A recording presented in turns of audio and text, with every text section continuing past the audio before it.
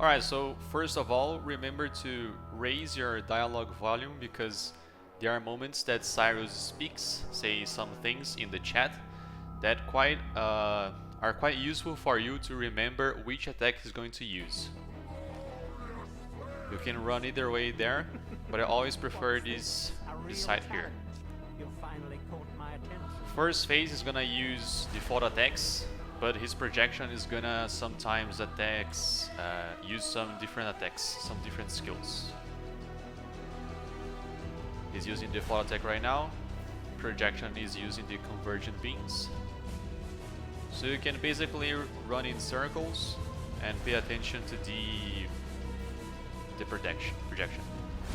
Sometimes he's gonna use a skill, so pay attention to it. This phase is pretty straightforward, so you don't really have to worry about it. You see, he just said die, so he used his hyper beam.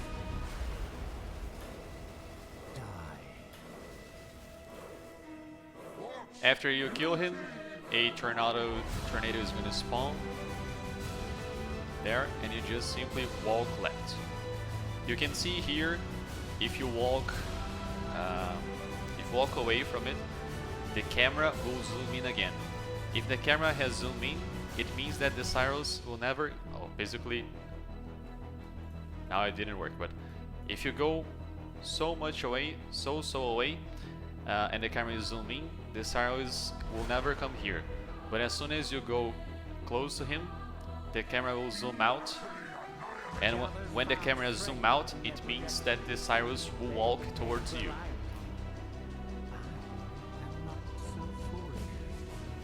Pay attention to the ground because he's gonna use the attack sometimes. Mid-air phase. Here he's gonna throw many projectiles, and you cannot use any flame dash or maybe leap slam, any movement skills to go through the walls.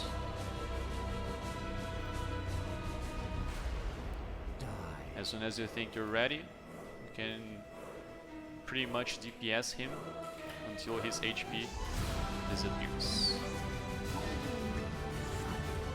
Or you can just flame dash and this corridor will stop.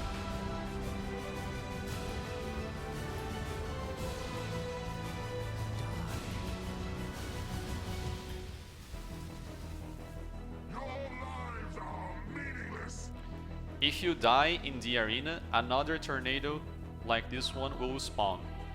So avoid to die as much as possible because dying in this arena can make the layout a bit mess. In the previous patch, this was going to be horrible, but thanks for some GGG patches, the tornadoes kind of make the layout good again, even if you die. So as soon as you go under him, the next phase will start. Throw.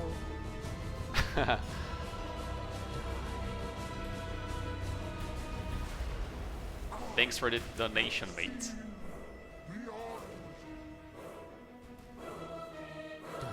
So always pay attention to Sirus attacks and his projection skills.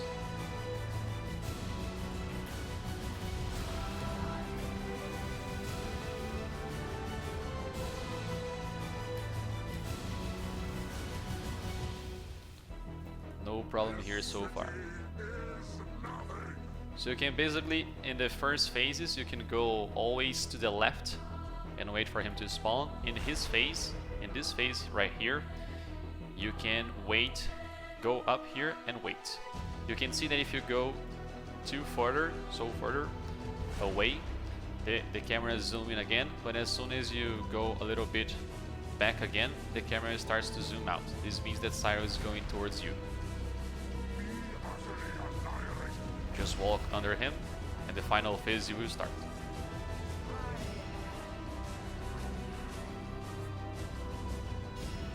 This is probably where most people have trouble fighting him, but don't worry. Here the first one that appears is the real one. This is a very nice opportunity to DPS him. This is a multi-clone beam.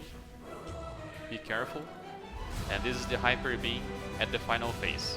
The hyper beam at the final phase fires 4 beams, dealing reduced action speed, as well as increased damage. Here you can dodge or just flame dash through him. This is the real one because it shines and it was the first who appeared. Multi-clone beam.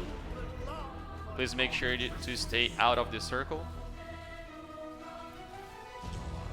And then you can wait for the hyper beam.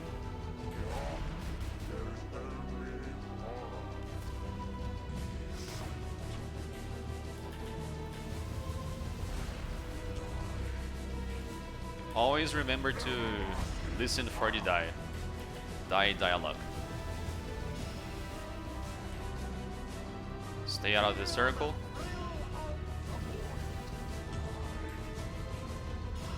Shit. In the final phase, the tornado won't spawn, but sometimes it can fire a die skill to you. Thanks to GGG patches, you will never be stuck here, so just walk to the arena again.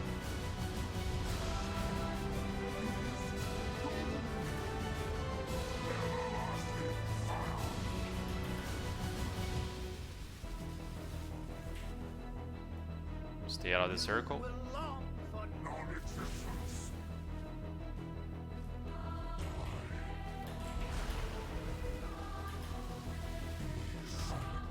Flame dash through him. Prepare for the die. No worries. Loot dropped. Pretty much straightforward.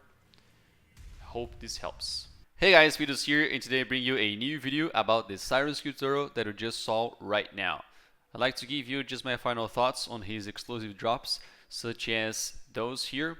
Apart from the Awaken support gems such as Awaken Added Cold, Awaken Chain, these right here can drop also from the other Conquerors as well, and from Sirus, because Sirus is another Conqueror. But these other drops too, such as Crown of the Inward Eye with the Transfiguration's properties, drops just from Sirus. This is very nice to make some very interesting builds using these properties here. The Hands of the High Templar is also very useful. This one does not obey the regular rule about the corruption. It can be modified with the Vol Orb as many times as you can, as many times as your RNG allows you, and it can have up to 5 implicit modifiers. So a very interesting glove, can have multiple curses on hit there. Very nice. Also, Thread of Hope is a jewel that you can put in your tree and allocate some passive points in radius, and has some drawback there with the minus elemental rest, so pay attention to that. And it varies from small to medium and large sizes. This Savior, amazing weapon to use as a melee character. I also have a build on my channel, a Lacerate one that uses the Savior.